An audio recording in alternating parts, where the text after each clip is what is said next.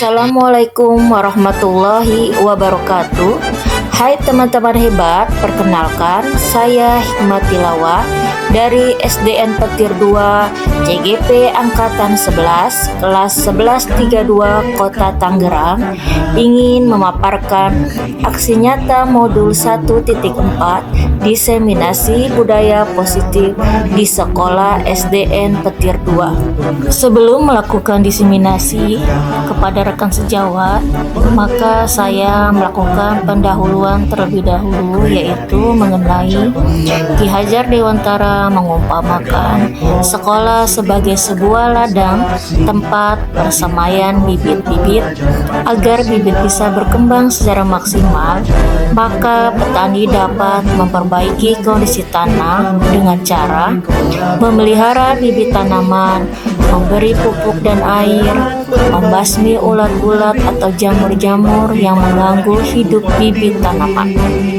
Dari uraian tersebut, kita dapat memahami bahwa sekolah diibaratkan sebagai tanah tempat bercocok tanam, sehingga guru harus mengusahakan sekolah menjadi lingkungan yang menyenangkan, menjaga dan melindungi murid dari hal-hal yang tidak baik. Dengan demikian, karakter murid tumbuh dengan baik sesuai dengan profil pelajar Pancasila.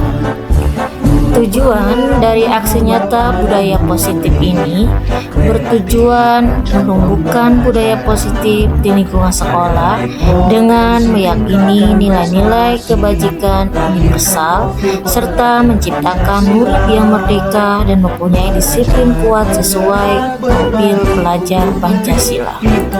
Lini masa kegiatan bersama dua rekan sejawat, kami menghadap kepala sekolah untuk menjelaskan pentingnya penanaman budaya positif dan keyakinan kelas di sekolah, serta meminta izin untuk mendiseminasikan bersama rekan sejawat yang lainnya, berkolaborasi dengan rekan sejawat lainnya untuk membuat keyakinan masing, kemudian memantau, merefleksi, dan mengevaluasi keyakinan kelas yang telah dibuat.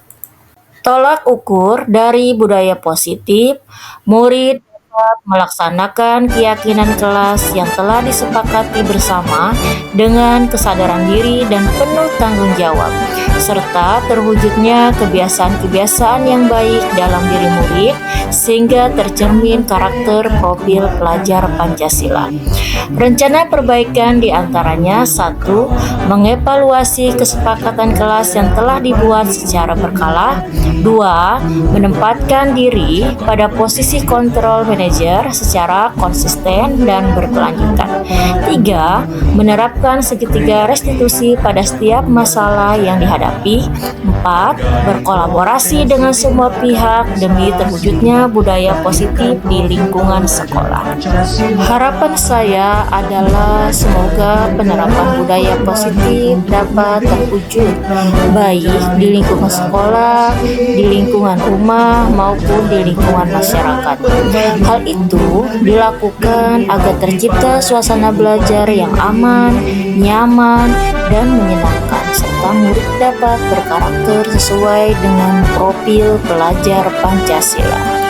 Demikianlah pemaparan mengenai pendahuluan, tujuan, lini masa, tolak ukur, dan harapan yang telah saya lakukan. Teman-teman hebat, marilah kita menyimak video aksi nyata modul 1.4 diseminasi budaya positif di sekolah SDN Petir 2 yang telah saya lakukan. Selamat menyimak. Ya, bismillahirrahmanirrahim. Assalamualaikum warahmatullahi wabarakatuh. Alhamdulillahirabbil alamin. Assalatu wassalamu ala asrofil anbiya'i wal mursalin wa ala alihi wa sahbihi ajma'in. Amma ba'du. Baik teman-teman sekalian, teman-teman guru PTSDN Petir 2 yang kami hormati, juga Kepala Sekolah UPTSDN Petir 2, Bu Haji, juga teman-teman sekalian. Alhamdulillah pada hari ini kita masih diberikan nikmat sehat jasmani dan rohani sehingga kita bisa berkumpul bersama-sama dalam kegiatan rutin mingguan kita, yaitu dalam komunitas belajar mabar ya, maju bersama PTSDN Petir 2. Baik, pada kesempatan kali ini berdasarkan kami izin dari kepada kepala sekolah mengenai kegiatan komunitas belajar pada hari ini untuk digunakan sebagai diseminasi mengenai modul 1.4 calon guru penggerak ya, dimana calon guru penggerak di SDN Petir 2 angkatan 11 ini berjumlah 3 orang. Jadi dan di akhir modul 1 dalam hal ini 1.4 ini adalah aksi nyata modul 1 tentang paradigma pendidikan. Oleh karena itu, dan ini membutuhkan partisipasi teman-teman guru sekalian, sivitas akademik di SDN Petir 2 untuk bisa ikut serta berperan dalam diseminasi budaya positif di sekolah. Saya akan memaparkan untuk pemaparan pada kali ini adalah yang pertama nanti akan disampaikan oleh Ibu Wasna, kemudian dilanjut oleh Bu Hikmah, dan yang ketiga oleh saya sendiri. Nah, untuk lancarnya kegiatan ini, mari sama-sama kita buka kegiatan diseminasi dalam rangka pemahaman dan penerapan budaya positif dengan mengucap basmalah. Bismillahirrahmanirrahim. Untuk selanjutnya adalah sebelum penyampaian oleh Ibu Wasna, ada beberapa, kami mohon beberapa sambutan yang akan disampaikan oleh Ibu Kepala Sekolah, Ibu Haja Tati Hardati. Kepadanya dipersilakan.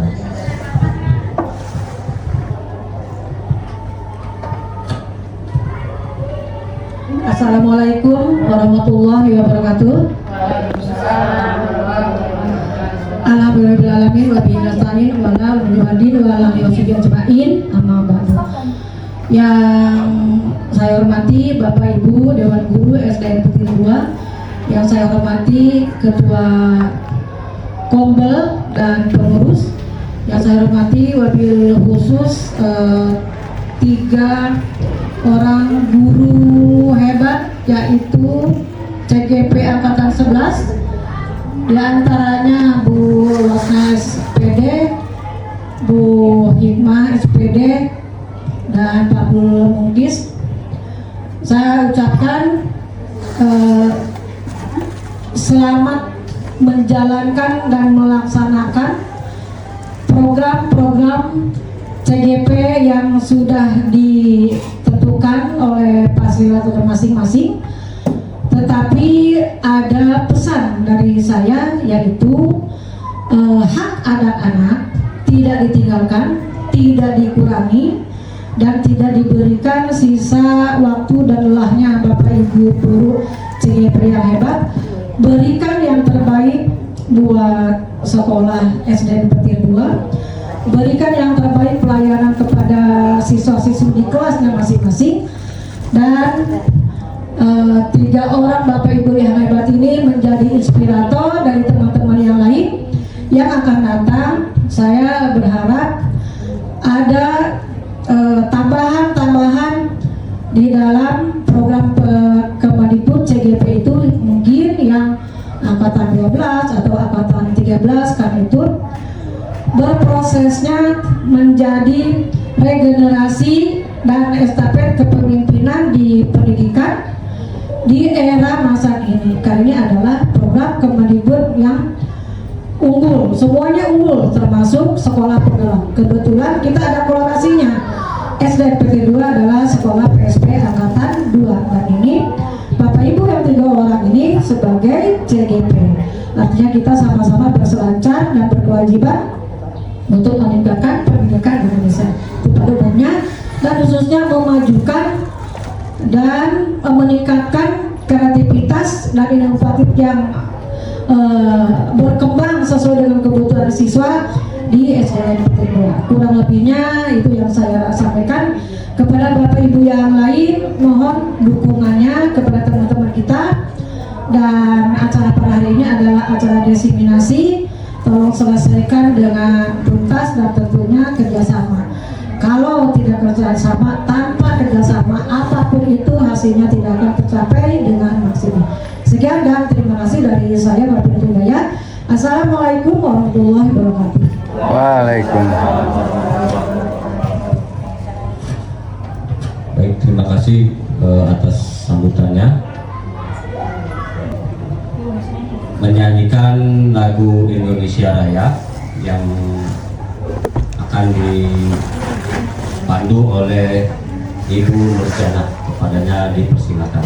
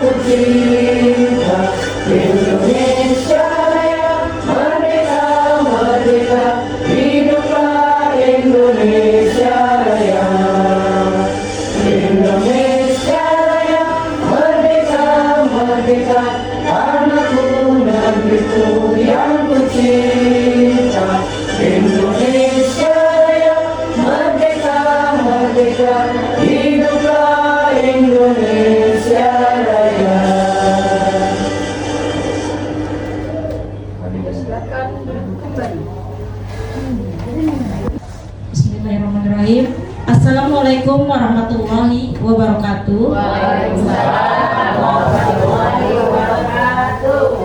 Yang terhormat Bapak Ibu Kepala Sekolah SDN Petir 2, Bu Hajatati Hayati, dan teman-teman, terima kasih sudah menyempatkan waktunya untuk aksi nyata modul kami, yaitu saya di sini ya Bu, melaksanakan diseminasi yaitu 3 CGP, Pak Abdul Munkis, Bu Ajena, dan saya sendiri Bu Hikmatilawah.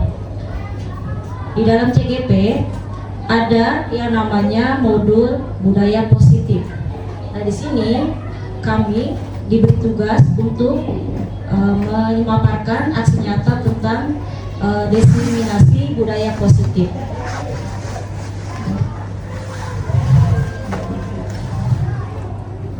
Ya, salam guru penggerak.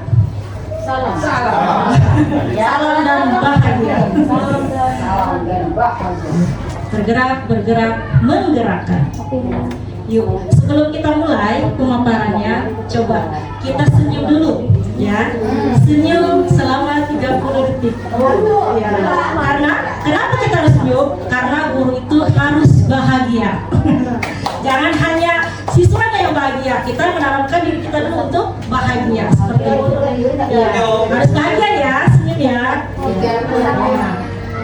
Ya, sebelum mulai, untuk lebih bahagia lagi, kita melakukan es breaking terlebih dahulu ya. Ya teman-teman, oke? Ya, siap. Kita semangat sebagai penggerak, kita harus semangat selalu.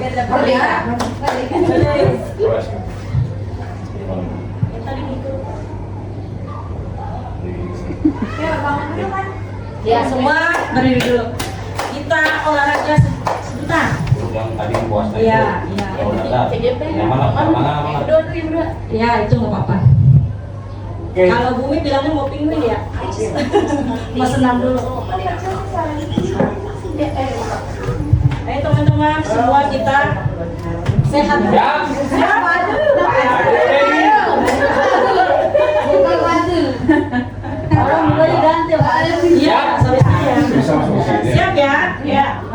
Satu, dua, tiga. Orang gede, mana suaranya ini?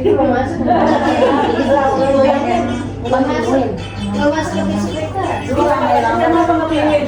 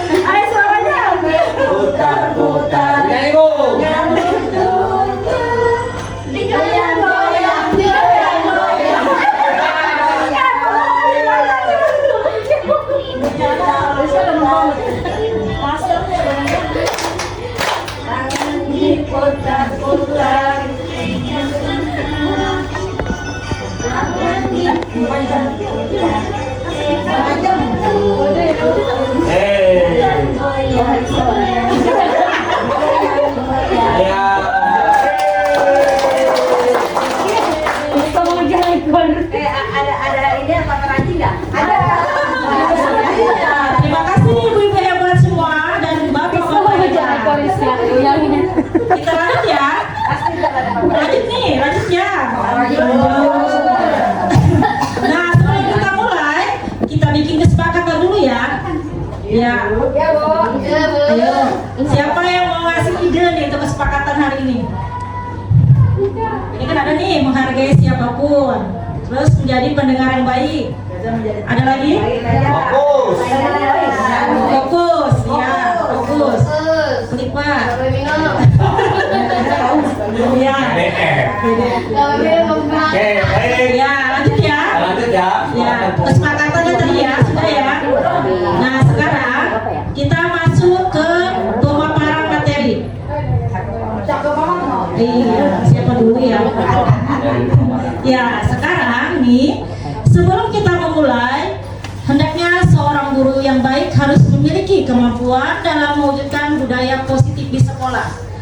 Budaya positif tersebut dapat dijalankan dengan menerapkan konsep-konsep inti seperti yang pertama tentang disiplin positif, yang kedua tentang motivasi perilaku manusia, yang ketiga keyakinan sekolah atau kelas, yang keempat kebutuhan dasar manusia, yang kelima posisi kontrol restitusi, dan yang keenam segitiga restitusi. Nanti yang ini kita akan bahas ya, keenam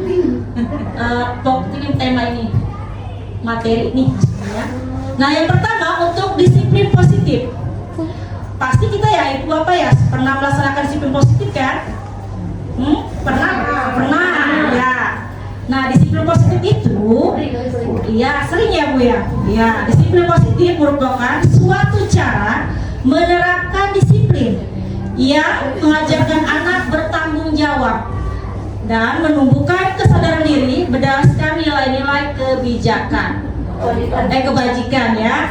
Seperti itu. Jadi kita mendisiplinkan anak bukan hanya untuk diberi penghargaan atau hadiah, tapi kita menanamkan pada diri anak untuk memiliki tanggung jawab seperti itu ya Bu ya, kesadaran diri sendiri. Lanjut Pak. Kemudian disiplin positif juga, disiplin positif lebih ke arah disiplin diri yang dapat mengontrol diri dalam melakukan segala tindakan. Jadi anak-anak kita ini diarahkan untuk dapat mengontrol dirinya untuk melakukan segala tindakan, bahwa di dalam diri anak itu harus ditanamkan, oh iya, kata guru tadi nih, kalau kita melakukan ini nanti akibatnya kita bisa apa, misalkan seperti itu, merusak diri kita sendiri seperti itu. Jadi kita menanamkan kepada anak itu untuk bersikap dan bertanggung jawab kepada dirinya sendiri seperti itu. Jangan karena dia takut karena hukuman. Saya ogah melakukan ini, kenapa? Karena saya takut dihukum sama Pak Guru misalkan. Saya ogah melakukan ini, kenapa? Karena takut dimarahin sama Bu Guru.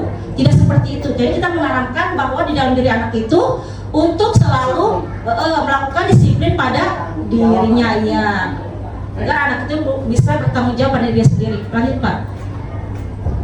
Kemudian disiplin diri dapat membuat murid memahami dan menyadari berdasarkan motivasi internal. Jadi di dalam diri dia, ya, bukan hanya dari luar. Ya seperti tadi yang dibilang dari takut sama Pak Guru, takut sama Bu Guru dimarahin, itu tidak seperti itu, tapi dalam diri mereka sendiri sudah tertanam pada dirinya. Oh, saya nih harus menjadi orang baik, supaya apa? Supaya misalnya tidak dimarahi oleh ibu guru atau apa gitu. Pokoknya dia harus mempunyai tanggung jawab pada diri sendiri, karena bukan karena dari orang lain. Takut karena guru, tidak seperti itu, atau hukuman, atau juga paksaan, atau juga pujian. Saya mau jadi orang baik, mengarah dipuji sama bu guru, ya itu tidak juga. Tapi kita harus menanamkan pada diri anak di dalam dirinya bahwa mereka itu emang benar-benar harus menjadi atau harus berkarakter yang baik dan bertanggung jawab seperti itu. Nah, dari semua itu kita akan intinya kita dapat tarik benang merahnya bahwa semua itu kita kaitkan dengan 6 karakter dalam profil pelajar Pancasila yang seperti Ibu telah jalani selama ini, ya Bu, ya, di guru-guru Merdeka juga, bahwa kita harus menanamkan semua itu kepada 6 karakter dalam profil pelajar Pancasila, yaitu bisa disebutkan Ibu, Bu Titin? Iya, apa Bu Titin? Yang pertama, Bu Titin? Beriman, bertakwa kepada Tuhan Yang Maha Esa dan berakhlak mulia. Wah, hebat. Wow, keren. Wow, keren. Yang kedua, siapa yang bisa menyebutkan? Bu Nurjana? Mandiri, ya, mandiri. Bu, mandiri itu maksud apa sih, Bu? Iya, Bu Nur? Mandi sendiri. Mandi sendiri. Oh, gitu.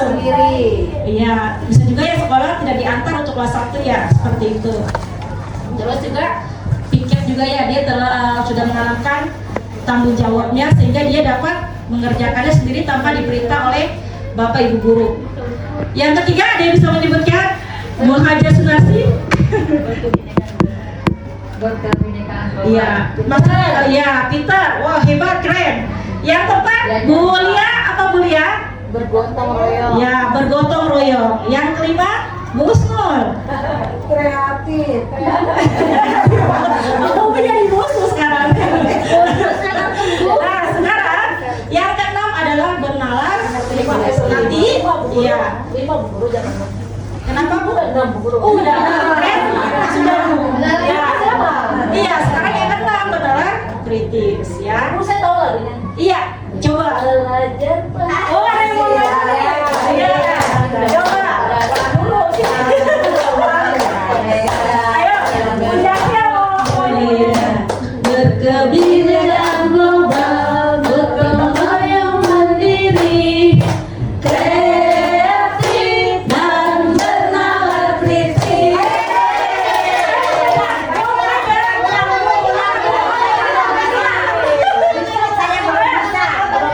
Ya, ayo. Oh, lagi sih.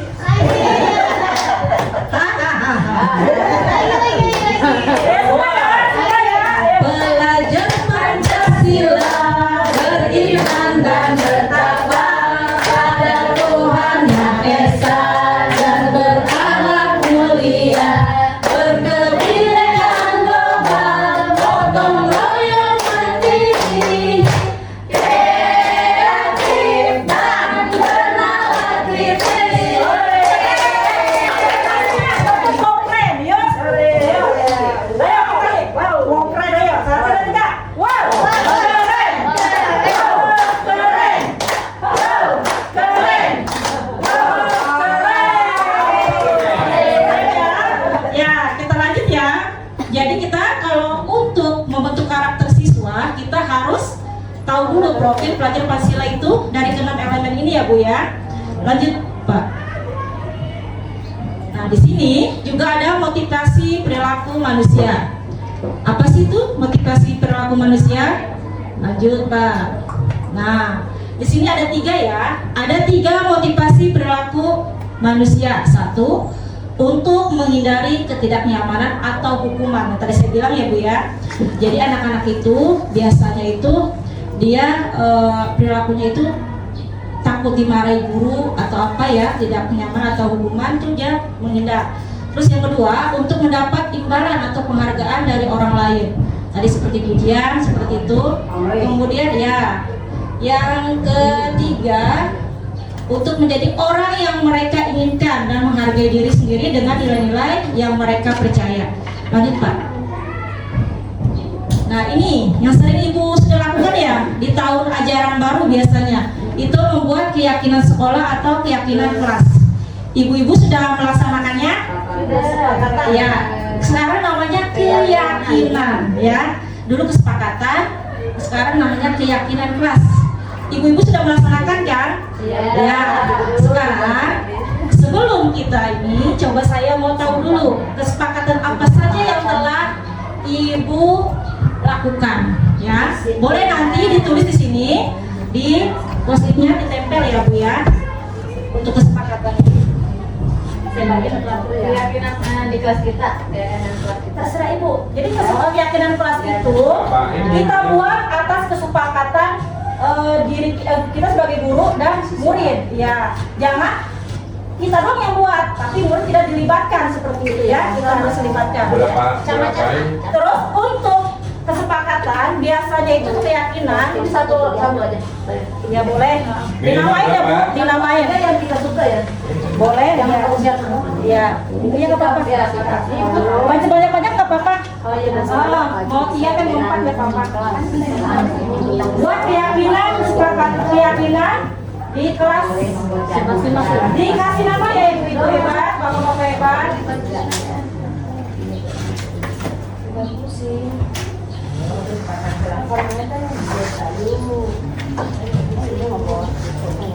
Ini nama murid yang bukan nama Ibu. Iya nama Ibu ya. Ya, bikin keyakinan kan Ibu sudah melaksanakan di kelas masing-masing kan ya. Coba saya mau kita kesepakatannya gimana gitu. Saya mau tahu kesepakatan kita keyakinan kita yang telah kita buat di kelas masing-masing. Apain? Dinamain, terus kalau udah selesai, tolong ditempel di sini. Oh, di sini. Jangan. Di sini yang dulu. Ya, di sini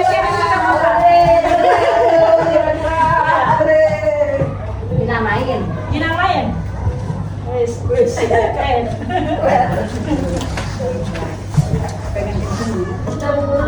Satu doang kan? Saya semua. Gak apa-apa. Sebanyak-banyaknya kalau bisa. Satu aja yang unggul. Boleh. Tuh saya mah. Kalau gak bersih. Satu aja. Karena dikit aja. Udah semua? Dong sih. Gak apa-apa satu nih. Gak apa-apa. Coklat satu. Oh iya.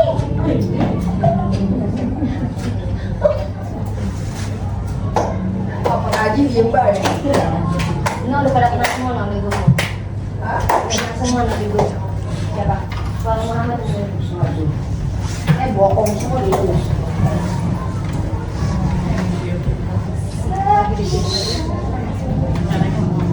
Kalau yang satu yang buat. Low.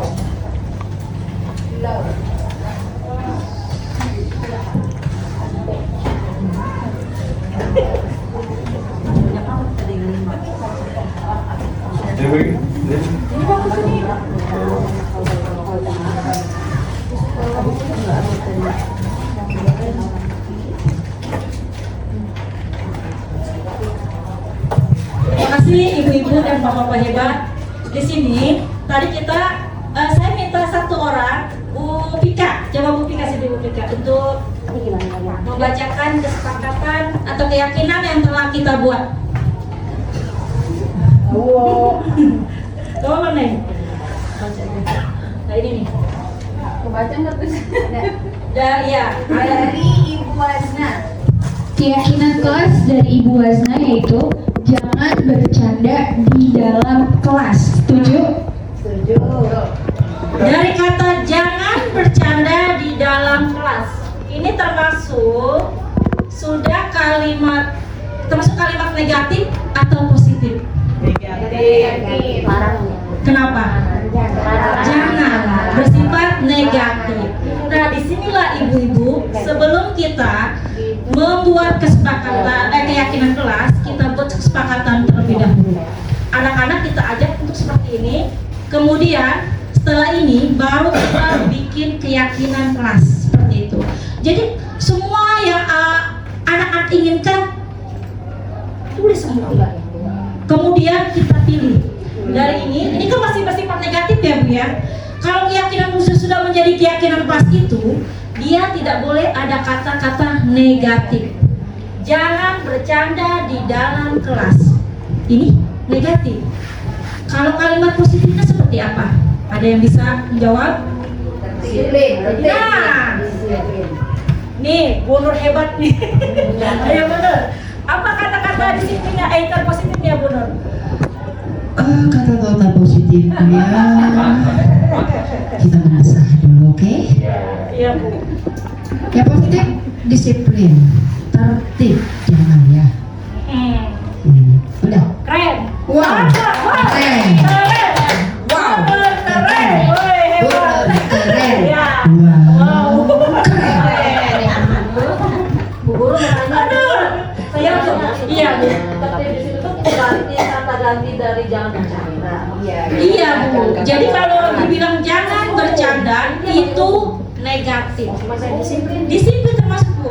Jadi iya, misalkan kita jangan bercanda di dalam kelas. Ini masih jadi kita harus disiplin gitu ya.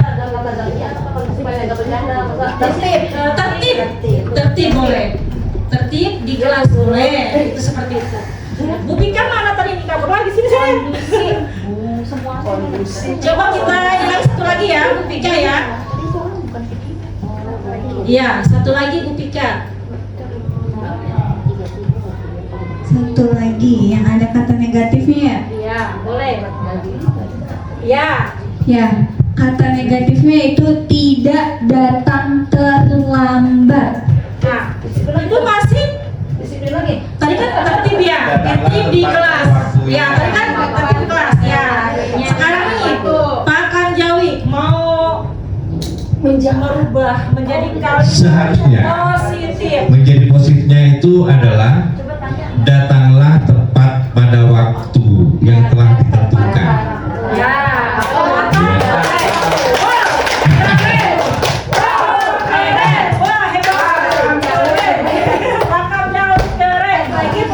Udah, terima kasih ibu-ibu atas kerjasamanya. Tepuk tangan buat diri. Spesifik. Datang misalnya 10 menit sebelum. Ya, boleh seperti itu. Iya. Spesifik kalau ini lagi. Ya, gitu seperti itu. Oke. Keren. Seperti itu ya. Jadi kalau kita ingin membuat keyakinan kelas, terlebih dulu kita buat peraturan kelas dulu. Jadi anak-anak semua dilibatkan Bu. Jangan hanya kita, tapi semua anak-anak dilibatkan seperti ini. Nanti baru kita lihat di situ ada kalimat negatif. Nanti kita ubah menjadi kalimat positif. Itu namanya keyakinan kelas ya Bu ya. Seperti itu. Lanjut Pak.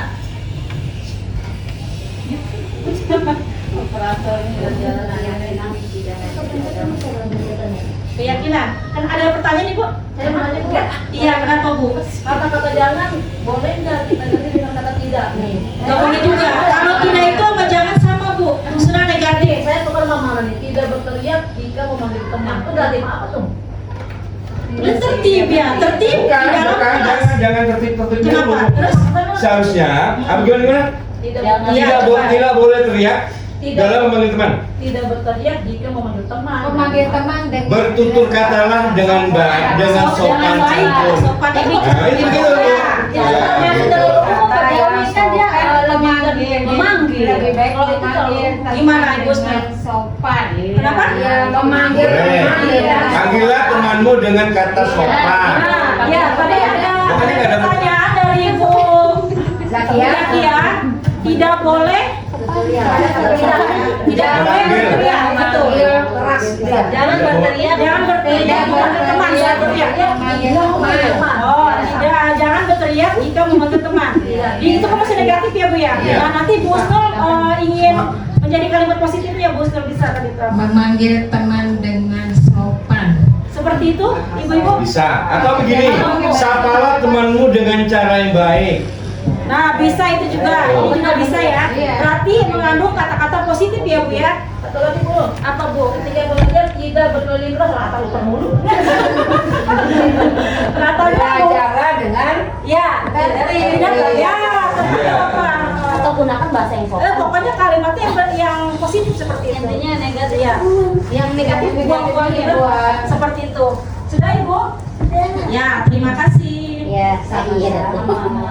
Nah tadi ya Bu ya, kita membuat kesepakatan harus ada guru dan murid seperti itu. Lanjut Pak.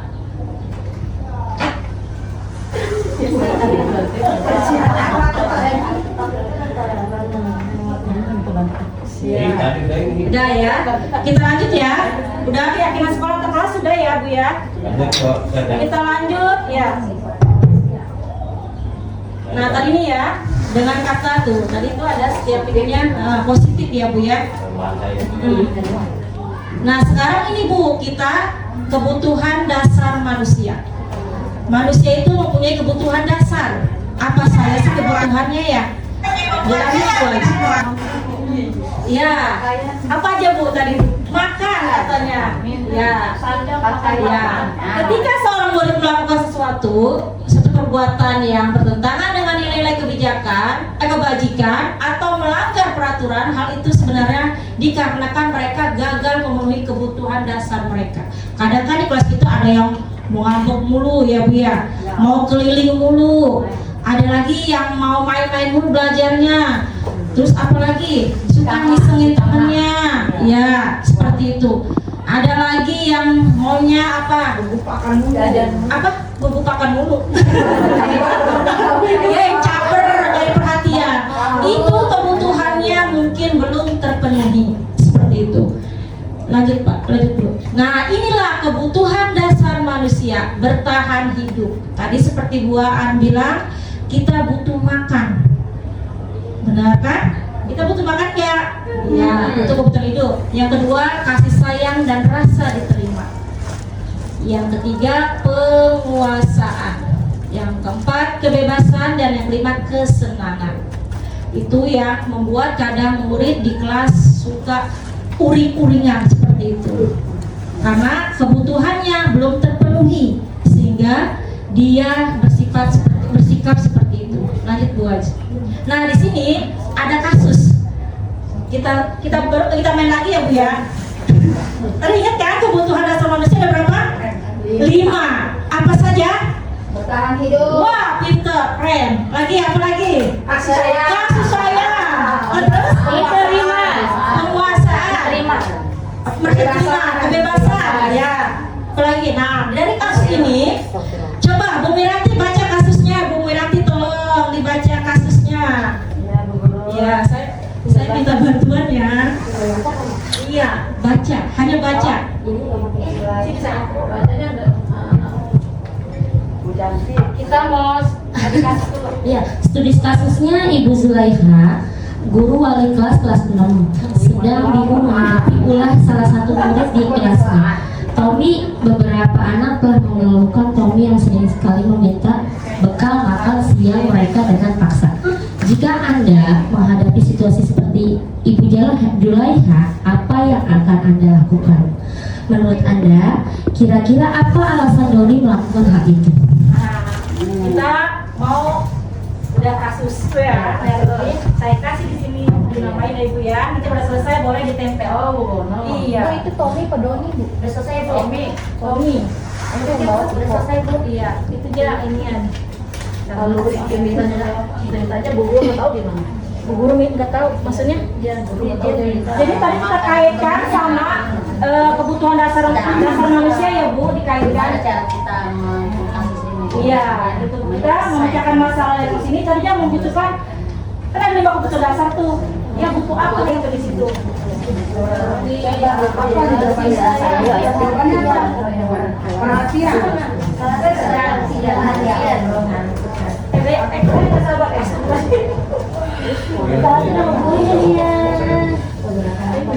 Di rumahnya nggak dikasih perhatian.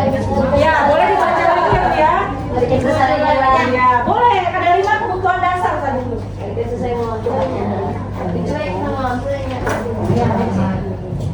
Beriskan ini beriskan ya. Doni. Sebenarnya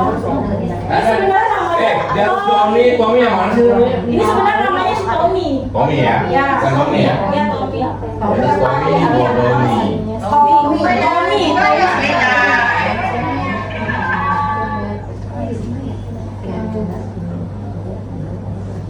Tommy. Ya. Dari kasus ini, kebutuhan apa yang ingin Tommy peroleh? Ya, dari kasus Ibu Julaiha, seorang guru kelas 6 bingung menghadapi ulah salah satu muridnya di kelasnya, yaitu namanya si Tommy. Ya. Nah, ini dia Bu ya. Dia membutuhkan apa nih? Dari kebutuhan dasar manusia ini, dari kasus tadi kita dapat simpulkan bahwa si Tommy itu membutuhkan kebutuhan apa? Kebutuhan dasarnya apa? Boleh lebih dari 1? Boleh, 5 juga boleh.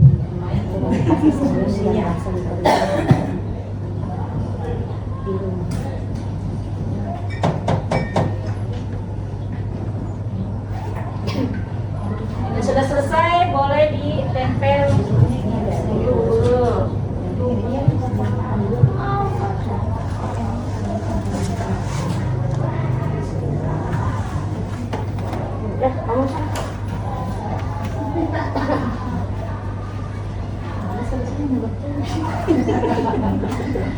Ayo semangat, semangat.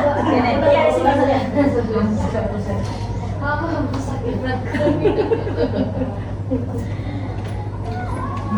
Ya apa jawabannya? Iya makanya. Mau saya contohkan nggak?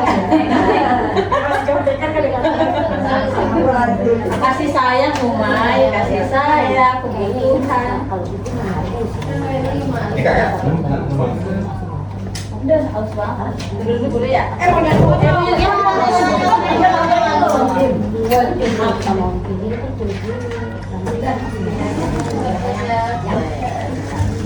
dinamain kan? Dinamain lah. Dinamain. Anak. Oh, di sini namanya ya Bu. Aku tidak namakan jadi. Iya, malu jawabannya. TBL. PBL sih. Bel. Kring. Sekarang ya, yang bacain Bu Putri. Ayo.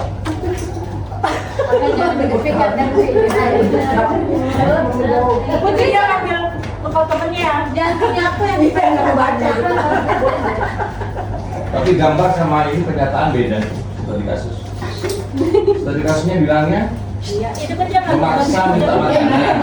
Tapi gambarnya sama-sama punya makanan. Iya, sama-sama semua. Ya, jadinya ini nggak punya temannya ditaruh di sini. Perasaan. Boleh. Iya, ya. Bu, udah semuanya teman-teman hebat ya. Itu dikasih. Ya, terima kasih untuk teman-teman hebat. Sekarang dari kasus ini kita dapat simpulkan ya. Bu Putri, Dan punya aku. Bapak. Dari Bu Kiki. Ya, Bu Kiki. Mencari informasi tentang keadaan di rumahnya. Sandoni kurang kasih sayang. Kurang kasih sayang, ya. Wow, keren. Bu Kiki keren. Wow, keren. Bu Kiki keren. Wow.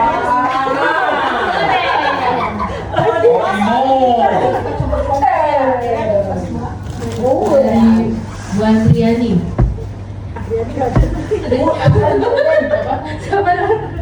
Ya. Tommy bermasalah seperti itu karena kebutuhan kasih sayang, bertahan hidup dan kesenangan. Kesenangan, ya. Wow, keren ya. Ya, terima kasih semua teman-teman hebat. Nah, dari kasus Tommy, lanjut buat. Ya. Kasih aku Putri ya. Sorry. Ya. Nah, nih alasan kasus yang tadi, kenapa? Karena dia lapar, ya, dan orang tuanya tidak membawakan bekal makan siang. Maka kebutuhan dasar yang sedang berusaha dipenuhi oleh Tommy adalah kebutuhan untuk bertahan hidup. Seperti itu. Lanjut buat. Ya. Yang kedua, alasan Tommy, karena dia merasa senang temannya menjadi perhatian temannya. Ketika temannya melaporkan tindakannya kepada guru dan guru memberitahu orang tuanya hingga orang tuanya jadi memperhatikan dia, maka kebutuhan dasar yang sedang dipenuhi Tommy adalah kebutuhan akan kasih sayang dan rasa diterima. Yang ketiga, alasan Tommy, karena temannya jadi takut dengan dia dan menuruti keinginannya, maka kebutuhan Tommy sedang berusaha memenuhi kebutuhan dasarnya adalah kekuasaan. Karena dia ingin temannya itu merasa takut pada dia. Lanjut buat. Nah, untuk alasan yang keempat, karena dia merasa bosan dengan bekal makanan yang dibawakan ibunya dari rumah. Karena ibunya selalu membawakan bekal yang sama, oleh karena itu dia ingin mencoba makanan teman-temannya yang beraneka ragam. Maka Tommy sedang berusaha memenuhi kebutuhan akan kebebasan. Ya. Yang kelima, alasan Tommy, karena ia melakukannya karena iseng saja, dan ia menikmati ekspresi wajah teman-temannya yang kesal karena diambil makanannya, dan menurut dia ekspresi teman-temannya itu lucu. Maka berarti Tommy sedang berusaha memenuhi kebutuhan akan kesenangan. Jadi dari kebutuhan dasar ini ya semua dapat kita simpulkan seperti itu ya Bu ya. Lanjut Bu. Nah, sekarang yang ini posisi kontrol restitusi.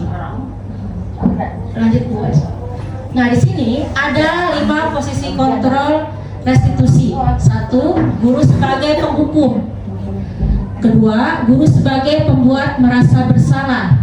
Yang ketiga, guru sebagai teman, yang pernah kita sering lakukan ya, guru sebagai teman, dan guru sebagai pemantau, dan yang terakhir guru sebagai manajer. Nah, di sini nanti ada dari 5 posisi kontrol itu kita identitas yang masalahnya gagal ya, terus identitas berhasil atau sukses, identitas berhasil atau kontrol diri, seperti itu. Nanti di sini ada penjabarannya Bu ya. Yang penghukum itu biasanya nih ada seorang guru, anaknya itu melakukan kesalahan, lalu kita marahin. Kamu kenapa sih? Gak bisa diam? Duduk nggak? Ganggu temannya aja. Kita seperti itu nggak? Iya, saya. Itu gitu ya Bu. Ya, gimana Bu Pipin? Gimana kalau sedang menjadi penghukum seperti apa? Harus saya jorogin. Seperti ibu katakan tadi begitu. Iya, kita sebagai penghukum. Kenapa sih kamu diam? Oh gitu, jalan dulu. Oh iya. Iya, Jadi itu kelak berisik. ya itu kita sebagai apa itu? Penghukum namanya. Kita marah-marah. Kamu nggak bisa diam, suruh ngerjain tugas malah jalan-jalanan. Itu sebenarnya baik tidak Bu kita sebagai penghukum? Hah? Kita sebagai penghukum baik ya? Tapi kadang-kadang kita begitu Bu ya, nggak sabaran kita. Iya, sudah pada tingkatnya sudah toleransi. Iya. Ya, ada juga yang guru bilang, kata Bu Sumiati, kalau mau belajar pulang sana keluar, seperti itu Bu Sumiati. Ya, itu kan begitu Bu ya. Iya, itu sebenarnya tidak baik Bu sebagai guru ke anak seperti itu. Kemudian itu sebagai penghukum. Ada lagi guru saking keselnya kali ya mungkin ya, tasnya dilemparin, keluar kamu, seperti itu. Kalau enggak, ya udah guru lagi sakit ya bener ya, kadang ya kita lagi sakit, kalau kita nyut-nyutan, ya seperti itu.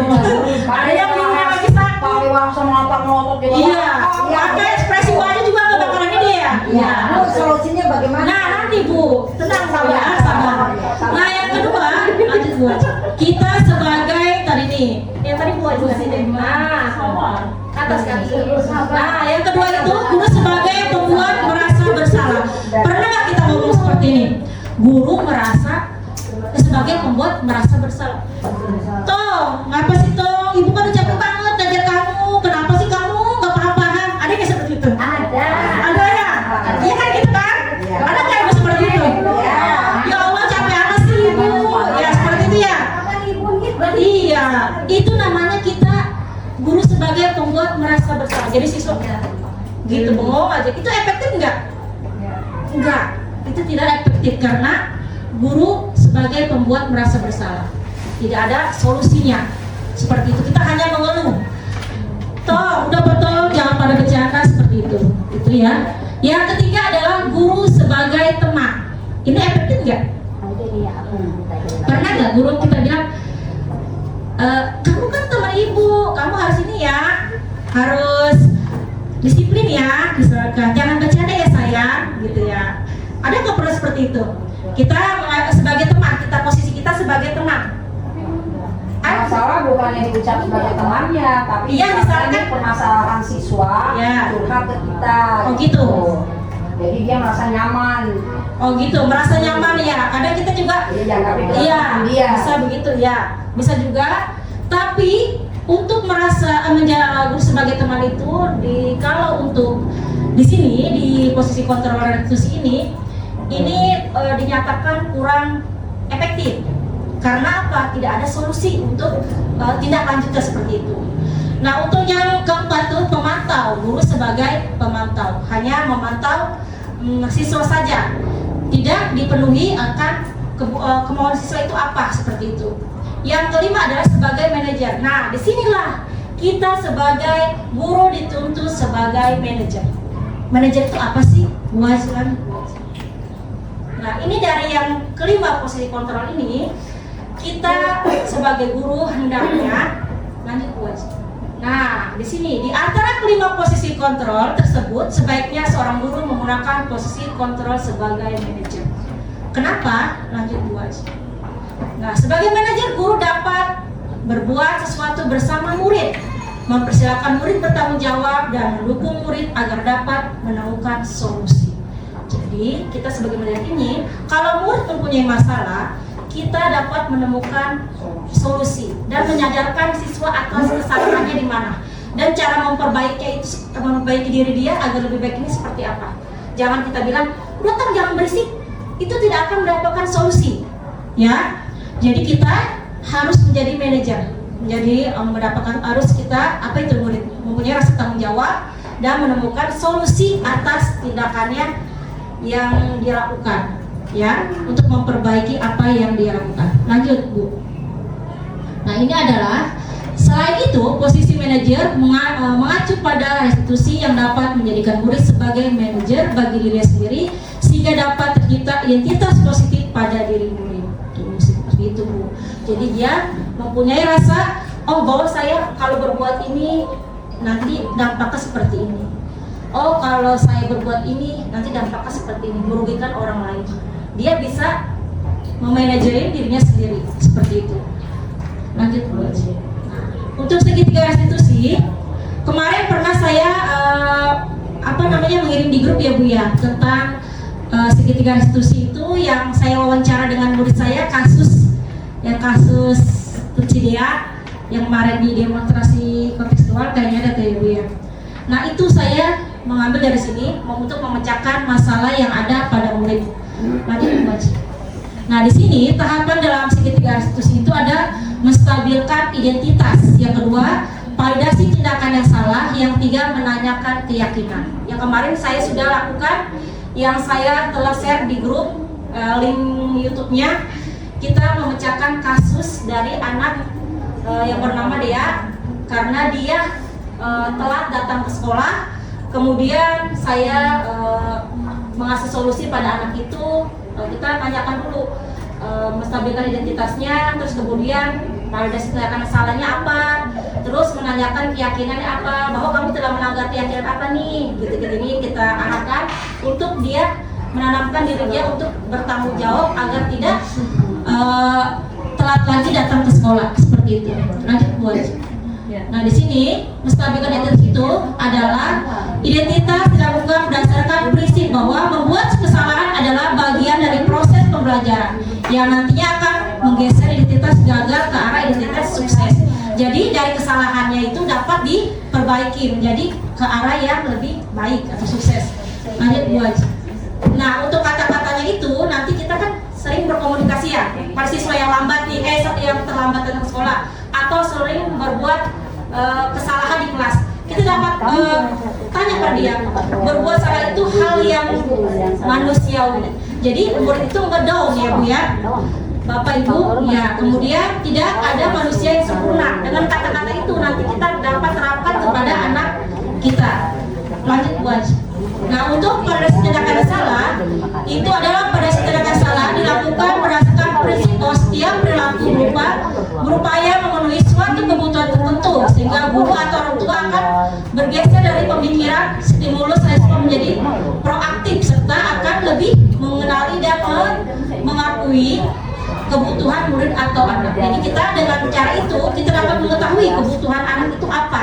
Jadi dengan kalimat-kalimat seperti ini nih, buat di bawahnya buat.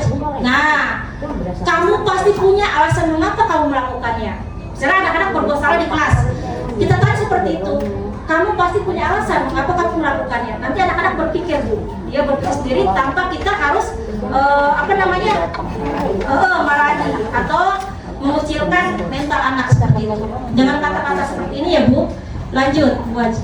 Nah, menanyakan keyakinan yang terakhir. Keyakinan dilakukan dengan memberi pertanyaan-pertanyaan bermakna kepada murid atau anak untuk memunculkan motivasi secara intrinsik sehingga mampu mengaitkan keyakinannya dengan tindakan yang salah. Jadi kita tanya, nah itu perbuatan kamu itu sebenarnya perbuatan salah atau tidak? Jadi kan anak-anak berpikir, oh iya Bu, saya itu perbuatan salah. Kamu itu berarti melanggar apa? Melanggar keyakinan kelas yang telah dibuat Bu, seperti itu. Itu udah buat. Nah, itu ya. Tadi dengan menanyakan apa nilai yang kita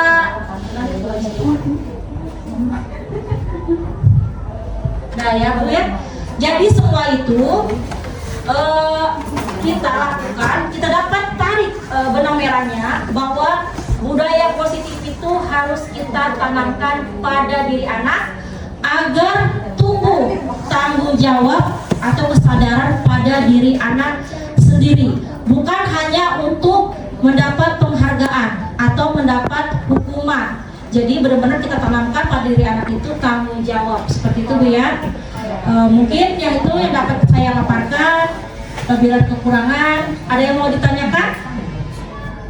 Gak ada, sudah ini semua ya Bu ya? Ya, semua teman-teman.